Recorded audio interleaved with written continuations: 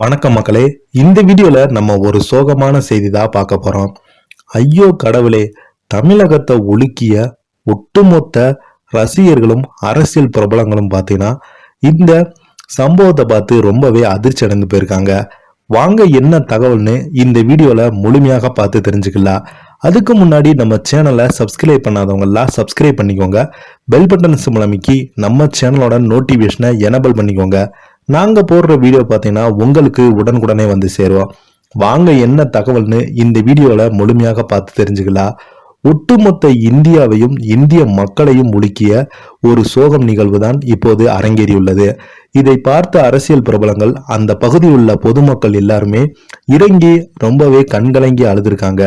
இதனால நிறைய பேர் ரொம்பவே உடைஞ்சு போயிருக்காங்க. என்ன தகவல்னு வாங்க இந்த வீடியோல முழுமையாக பார்த்து தெரிஞ்சுக்கலாம். குளத்தில் டிராக்டர் கவிழ்ந்து விபத்து ஏற்பட்டு இருக்கிறது. 7 குழந்தைகள் உட்பட 15 பேர் பலி.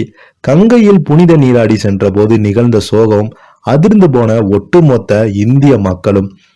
உத்தரப்பிரதேசத்தில் கங்கை புனித நீராடை சென்ற போது டிராக்டர் குளத்தில் கவிழ்ந்து விபத்தில் சிக்கி 15 பேர் உயிரிழந்திருக்காங்க.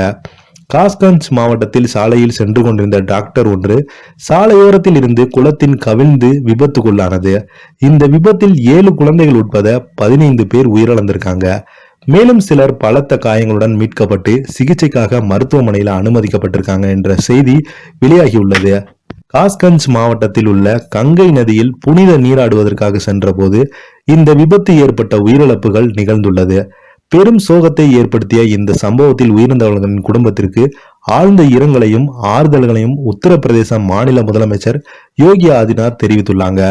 மேலும் உயிரிழந்தவர்கள் குடும்பத்திற்கு தலா 2 லட்சம் ரூபாயும் காயமடைந்தவருக்கு 50,000 ரூபாய் நிவாரணம் அறிவிக்கப்பட்டுள்ளது என்று உத்தரப்பிரதேச மாநில முதலமைச்சர் யோகி ஆதித்யநாத் அந்த பதிவில் தெரிவித்திருக்காரு. தொடர்ந்து இந்த மாதிரி அசம்பாவம் நடக்காமல் நிறைய பேருக்கு விழிப்புணர்வு கொடுக்க வேண்டும் என்று அந்த மாவட்டத்தின் சார்பாக சொல்லியிருக்காங்க. மேலும் இந்த இதுல 15 பேர் தான் கண்டுபிடிக்கப்பட்டிருக்காங்க. இன்னும் 10 பேரை கண்டுபிடிக்க தீவிர பணியில ஈடுபட்டு வருவதாக அந்த மாவட்ட ஆட்சியர் பார்த்தீங்கன்னா தெரிவிச்சிருக்காரு. இந்த வீடியோ உங்களுக்கு பிடிச்சிருந்தா லைக் பண்ணுங்க, ஷேர் பண்ணுங்க, கமெண்ட் பண்ணுங்க. மறக்காம நம்ம சேனலை சப்ஸ்கிரைப் பண்ணிக்கோங்க. நன்றி, வணக்கம்.